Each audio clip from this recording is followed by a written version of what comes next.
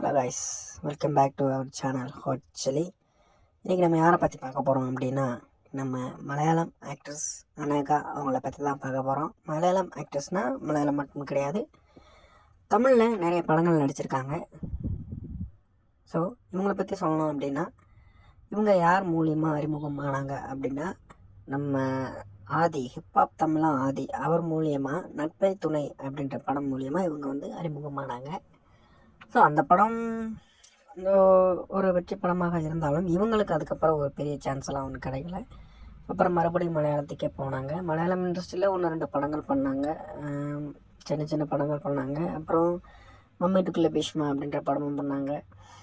So இந்த மாதிரிலாம் பண்ணிகிட்டு இருக்கும்போது அதுக்கப்புறம் 1-2 நிறைய படங்கள் வாய்ப்புகள் வந்துச்சு.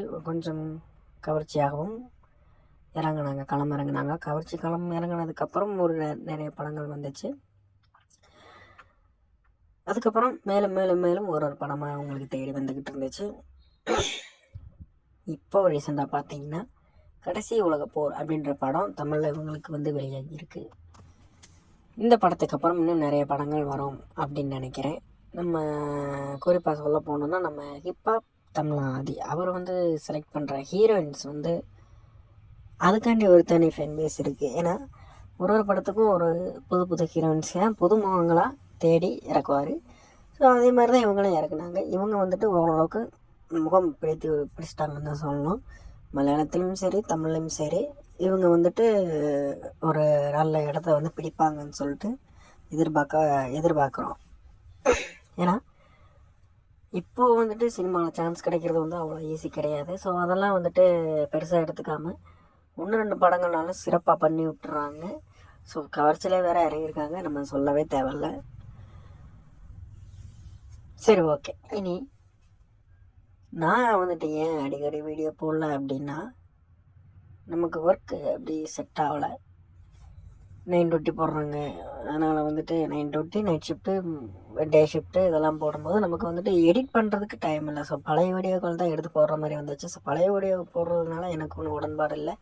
ஸோ அதனால் எடிட் பண்ணுறது கொஞ்சம் லேட் ஆகுது, அவ்வளோதான். ஸோ இன்னும் வேறு என்ன சொல்ல போகிறேன் அப்படின்னா, விஜய் பாரு அவங்களோட வீடியோ ஒருத்தர் கேட்டிருந்தார், அதை என்னால் போட முடியல. இன்னும் எடிட்டிங் ஆரம்பிக்க கூட இல்லை. ஸோ நிறைய கமெண்ட்ஸ் வருது. ஸோ நான் கண்டிப்பாக போட ட்ரை பண்ணுறேன். ஏன்னா நம்ம வந்துட்டு சுச்சுவேஷன் அப்படி இருக்குது. கண்டிப்பாக நான் போட ட்ரை பண்ணுறேன். விஜய் பாரு வீடியோ கண்டிப்பாக வரும். ஸோ நண்பா வெயிட் பண்ணுங்கள். ஸோ ஒரு வீடியோவை நான் போட்டு போடுறேன். நான் இன்னும் ஒரு நாள் விட்டு ஒரு நாள் கூட போட ட்ரை பண்ணுறேன். டெய்லி போடலனாலும் ஒரு நாள் விட்டு ஒரு நாள் வச்சு போட ட்ரை பண்ணுறேன். ஸோ மேக்ஸிமம் நான் வீடியோ போட ட்ரை பண்ணுறேன். ஸோ நீங்கள் அதை ஃபீல் பண்ணிக்கிறாதீங்க. வழக்கம் போல் கமெண்ட் பண்ணுங்கள், லைக் பண்ணுங்கள், ஷேர் பண்ணுங்கள். ஸோ வர நமக்கு வந்து வியூஸ் குறைஞ்சிக்கிட்டே போகுது, வாட்ச் ஹவர்ஸும் இல்லை. நீங்கள் தான் உங்களால் முடியும். ஸோ ஹெல்ப் பண்ணுங்கள். வியூஸ் கூடுறதுக்கு நீங்கள் தான் காரணமாக இருக்கணும்.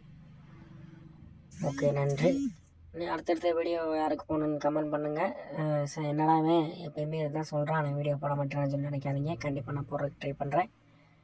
ஸோ நன்றி, வணக்கம். லைக் பண்ணுங்கள், ஷேர் பண்ணுங்கள், சப்ஸ்கிரைப் பண்ணுங்கள். ஹாட் சில்லி மறந்துடாதீங்க. ஸோ இந்த வீடியோ உங்களுக்காக என்ஜாய் பண்ணுங்கள்.